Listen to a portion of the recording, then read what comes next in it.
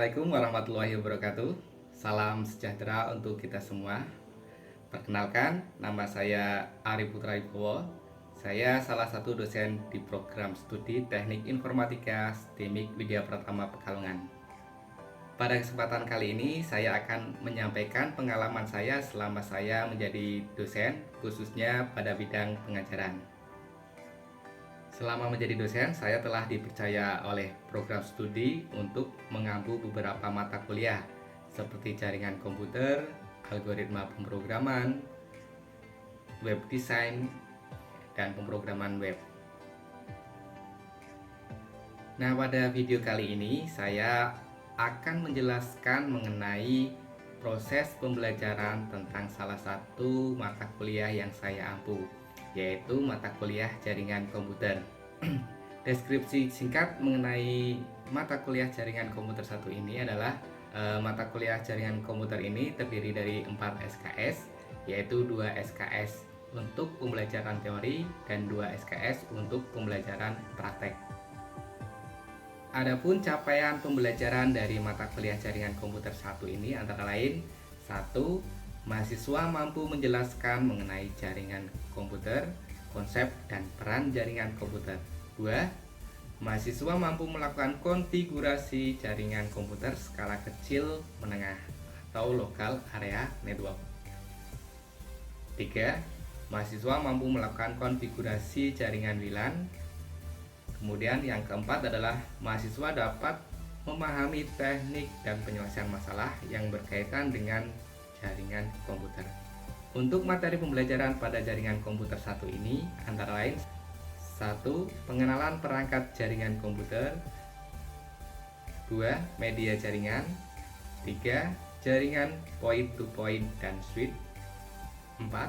IP address. 5. Subnetting. 6. Routing. 7. Layanan jaringan. Dan 8 adalah konfigurasi jaringan wireless. Sebelum memulai pembelajaran, tentunya saya dan teman-teman mahasiswa melakukan kontrak belajar mengenai komponen-komponen penilaian untuk mata kuliah jaringan komputer 1 ini. Komponen penilaian pada mata kuliah jaringan komputer 1 ini antara lain kehadiran, kemudian ada tugas, lalu ada UTS, dan yang keempat ada UAS. Total ada 4 komponen penilaian pada mata kuliah jaringan komputer 1 ini. Persiapan yang saya lakukan sebelum melakukan pembelajaran adalah dengan membuat bahan ajar seperti presentasi ataupun modul. Kemudian untuk proses pembelajaran sendiri, saat ini di kampus kami menggunakan 2 metode, yaitu pembelajaran tatap muka dan pembelajaran daring. Untuk pembelajaran daring sendiri di kampus kami telah disepakati untuk menggunakan platform digital, salah satunya yang digunakan adalah Google Classroom. Google Classroom ini nantinya digunakan sebagai sharing materi ataupun sebagai untuk penugasan. Kemudian selain itu juga menggunakan Google Meet untuk melakukan pembelajaran secara daring. Untuk mendukung itu semua juga kita gunakan, atau saya sendiri menggunakan WA Group sebagai tempat untuk diskusi dengan teman-teman mahasiswa apabila ada yang ingin ditanyakan terkait dengan proses pembelajaran. Untuk penilaian kepada mahasiswa sendiri, selain dari komponen tadi yaitu tugas, UTS, dan UAS, saya juga sering melakukan kuis ketika proses pembelajaran. Tujuannya adalah mahasiswa agar lebih aktif ketika mengikuti perkuliahan.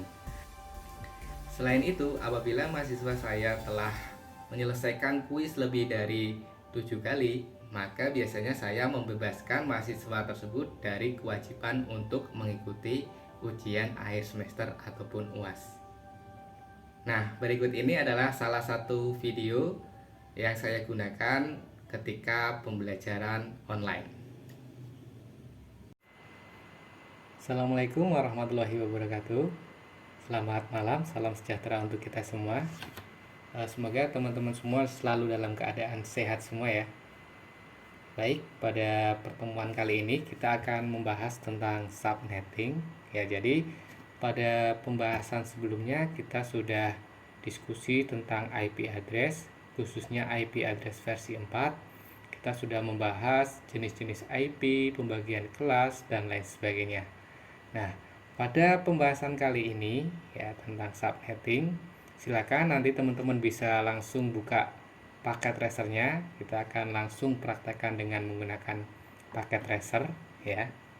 Kalau ada yang masih kesulitan tentang instalasi paket tracer, silakan bisa didiskusikan pada WA group ya. Oke, kalau kemarin kita sudah bahas IP address, contohnya seperti ini ya. Misalkan ini ada sebuah PC ya. Kemudian kita tambahkan sebuah PC lagi ya. Kemudian kita hubungkan menggunakan connection jenis kabel cross ya, lalu kita hubungkan seperti ini.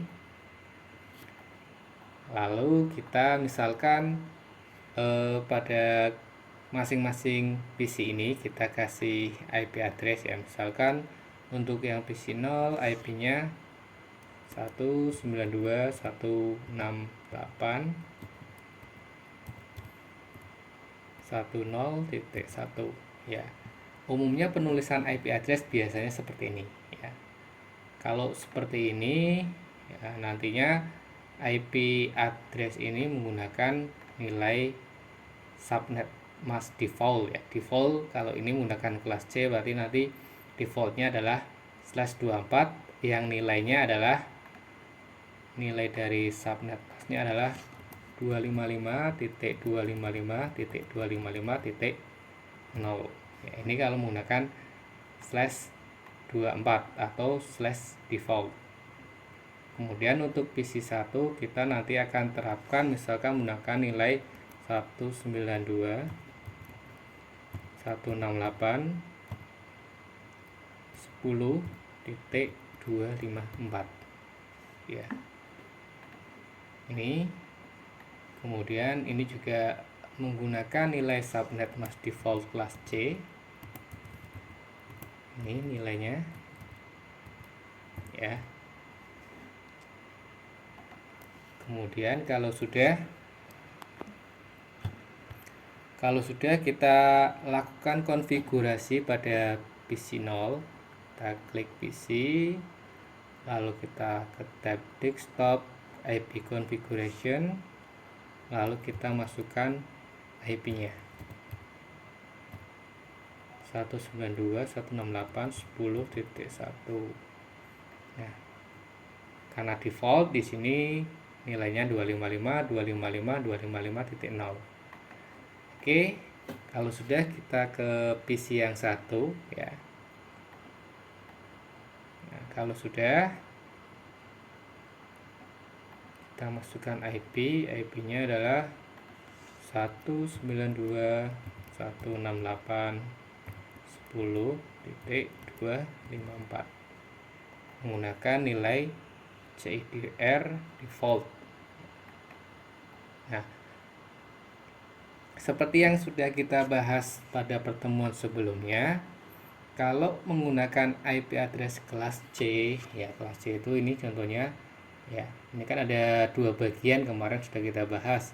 Bagian pertama itu menunjukkan bagian network, kemudian bagian yang kedua ini menunjukkan hostnya ya. Jadi untuk bagian network dari kelas C ini ditunjukkan dengan 3 oktet pertama ya. Ini harus sama, itu menunjukkan dalam satu network.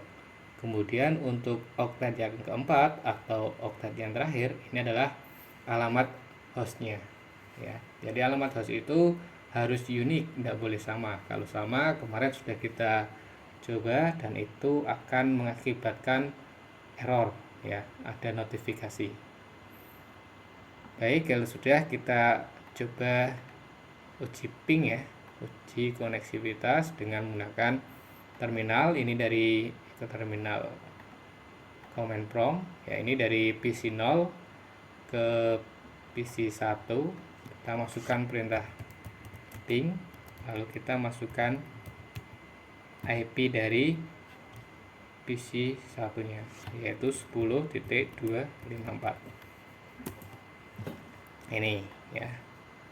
PC 0 melakukan uji koneksi ke PC 1, hasilnya reply from 192.168.10.254 dengan byte 32, kemudian time to live nya adalah 128. Nah, jadi dua PC ini bisa saling komunikasi ya.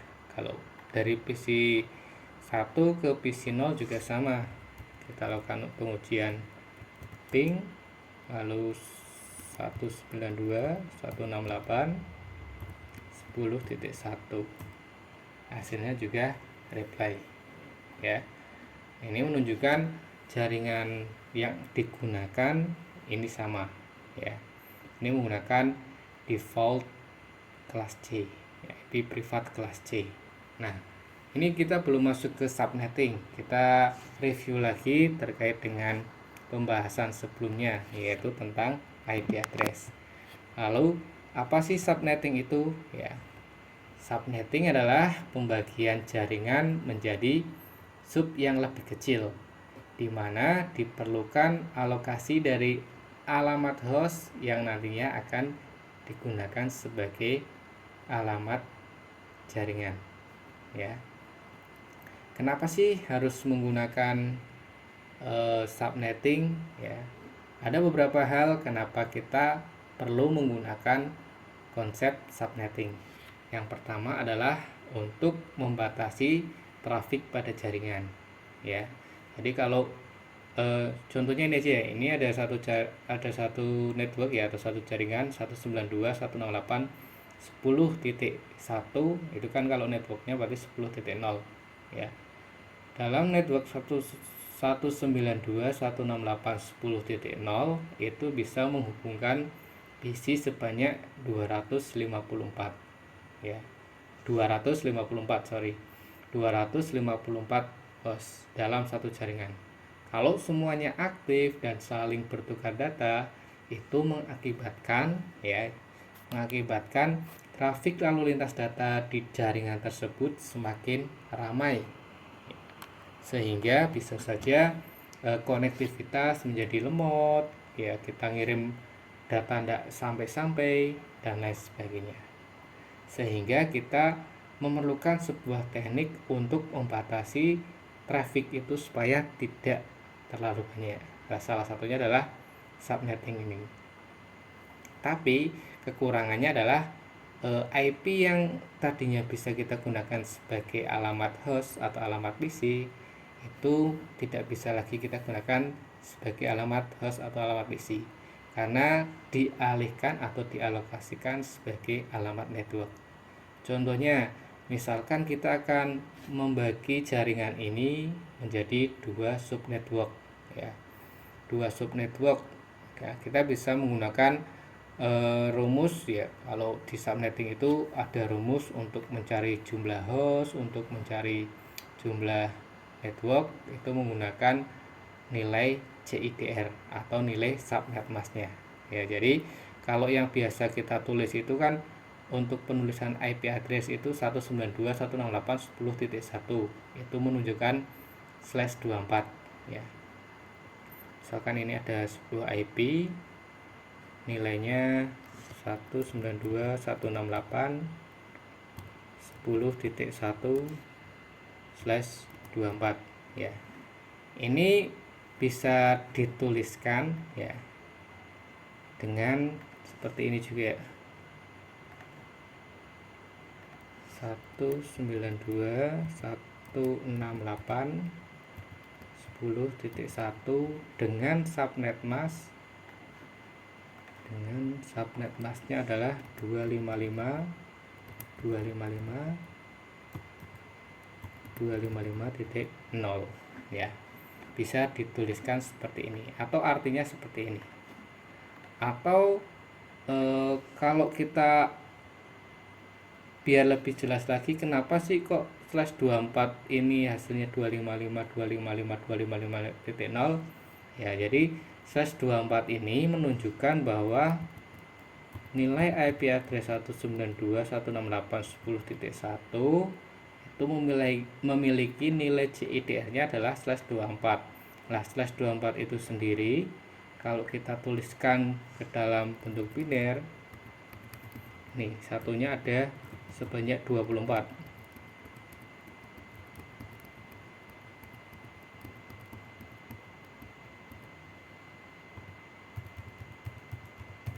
Jadi seperti ini.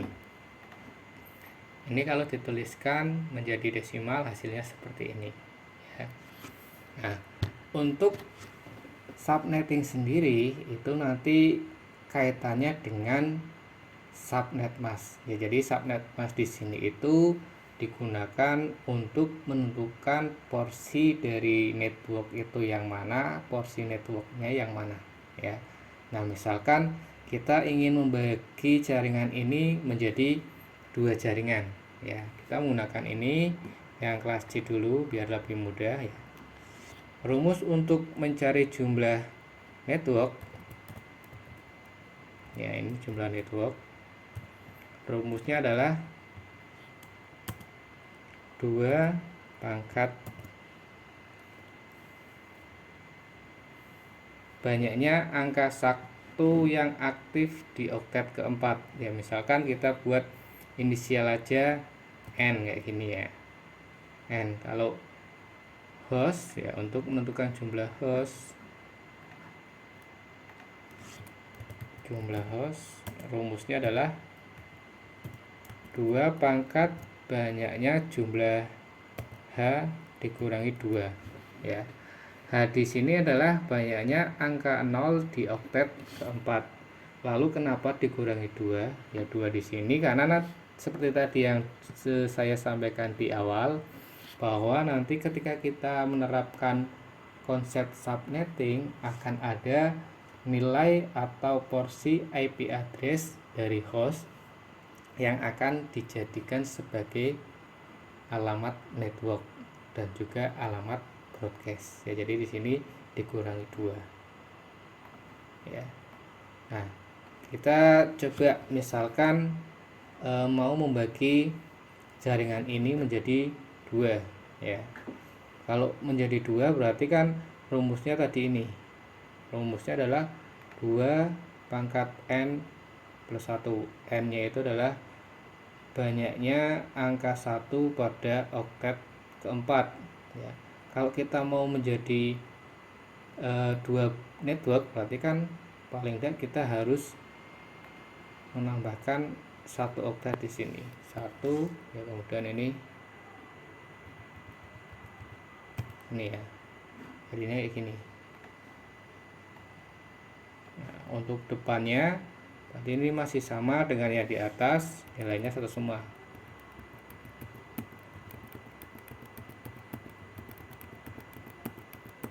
Ya. Jadi total ada berapa ini? Ada berapa angka 1? Totalnya berarti ada, kalau tadi ini kan 24, berarti tambah 1 25 ya. Jadi kalau kita ingin membagi network ini ya, yang tadinya ini 192.168.10.0/24 nantinya akan menjadi 192.168.10.0 aja ya. Network pertama /25 ya, /25. Kemudian kita coba masukkan ke dalam rumus ini networknya, berarti kita masukkan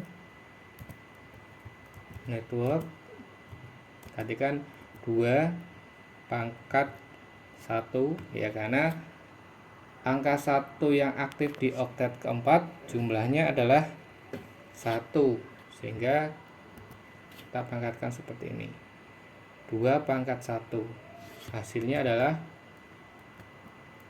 2 ya. Kemudian untuk host berarti kan di sini hostnya rumusnya adalah 2 pangkat banyaknya angka 0 di oktet keempat, yaitu ada 7 dikurangi 2 ya, dikurangi 2 sehingga hasilnya adalah 128 dikurangi 2 ya. Ini adalah jumlah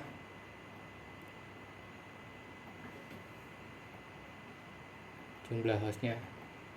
128 dikurangi 2 jadinya 126 ya. Nah, kemudian untuk menentukan subnetwork yang pertama lalu subnetwork yang kedua, caranya bagaimana sih? Caranya seperti ini teman-teman. Seperti yang sudah kita bahas di pertemuan sebelumnya ya. Untuk alamat network baik itu kelas A, kelas B ataupun kelas C ya. Network yang pertama itu pasti selalu nilainya 0 ya. Jadi kalau misalkan ada IP 192.168.10.1 itu alamat networknya pasti adalah 0 ya. Jadi ini subnetwork 1, alamatnya 192.168.10.0 ya. Jangan lupa menggunakan nilai /25 ya, karena kita sudah bagi menjadi 2 bagian. Nih, kemudian sub yang kedua berapa? Ya, sub yang kedua bisa kita cari dengan menggunakan rumus 256 ya. Jadi 256 ini adalah merupakan nilai yang tersedia atau IP yang tersedia dalam satu network kelas C ya. Semuanya dari network sampai broadcast itu totalnya ada 254 IP. Kemudian dikurangi subnet mask /25. Ini oktet yang terakhirnya ya. /25 itu kalau kita terjemahkan dalam bentuk desimal ya, nilainya adalah, kita tuliskan di atasnya aja ya, /25 itu nilainya adalah 255.128 ya. Ini /25 nilai subnet masknya.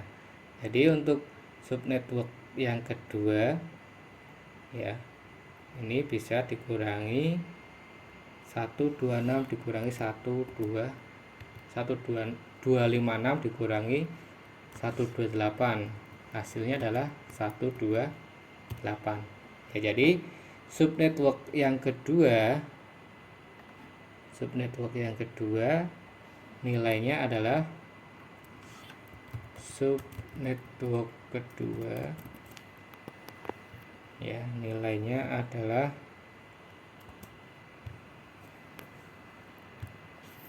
192.168 lalu 10.128/25 ya.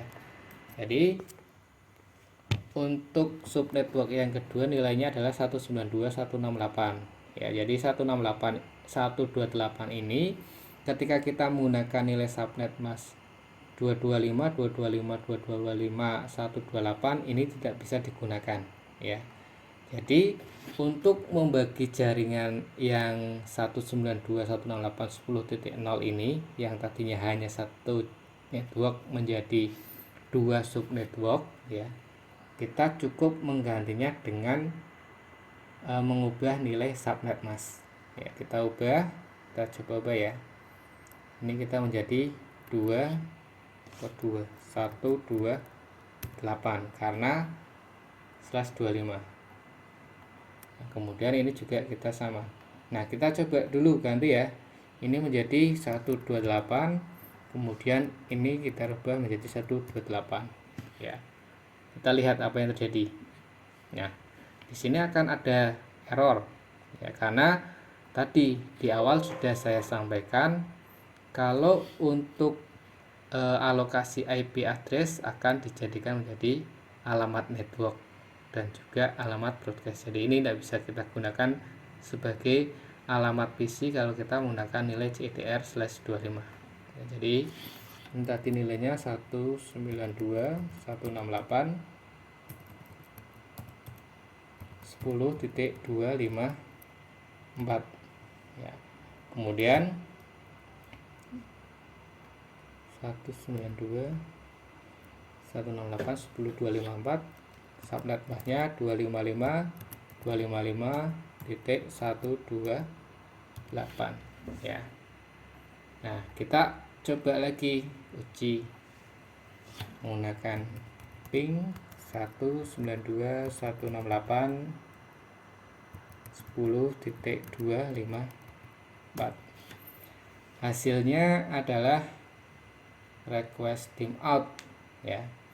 Jadi yang tadinya bisa terkoneksi karena kita sudah membagi menjadi dua bagian ya. Jadi PC 0 dan PC 1-nya sudah tidak bisa terkoneksi lagi. Oke, baik, dari sampai sini kira-kira ada yang mau ditanyakan atau tidak dari teman-teman semua? Kalau tidak ada ya, atau misalkan malu, bisa nanti diskusi di WA group ya. Sampai sini dulu pertemuan kita hari ini, kita lanjutkan pada pertemuan berikutnya. Saya akhiri. Assalamualaikum warahmatullahi wabarakatuh.